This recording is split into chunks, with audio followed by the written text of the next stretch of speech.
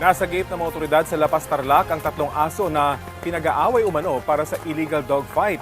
Inaalam na kung konektado sa mas malaking grupo ang nahuling suspect na wala pang pahayag. Balitang hatid ni Jamie Santos.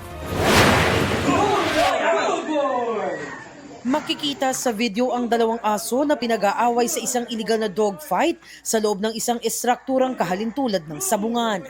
Kita rin ang ilang individual na nanonood sa madugong labanan. Hindi alintana ang kalunos-lunos na kalagayan ng mga hayop.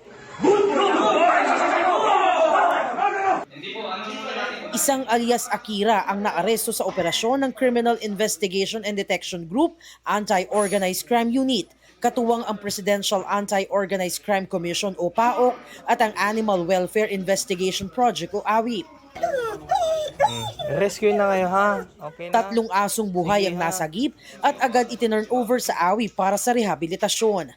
Kasama sa mga nakumpiskang ebidensya ang isang kulungan para sa dog fighting, 2 improvised wooden bite sticks, 2 healing oil, mga gamot, isang dog cage, isang dog chain, mga bite tools at isang cellphone. Ayon sa AWIP, karaniwang ginagamit ang mga weighted collar at training pole upang sanayin ang mga asong panglaban. Sa kasong ito, minadali umano ng suspect ang proseso. At isang 8 linggong tuta ang nakita nilang ginagamit na para sa laban. The condition of the dogs when we found them was really pitiful. All 3 dogs, the 3 seized dogs, had scarring on their face that was consistent with dogfighting.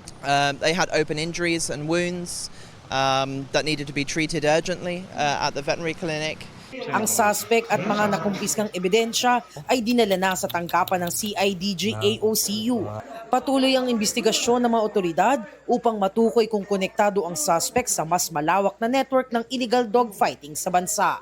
Jamie Santos, nagbabalita para sa GMA Integrated News.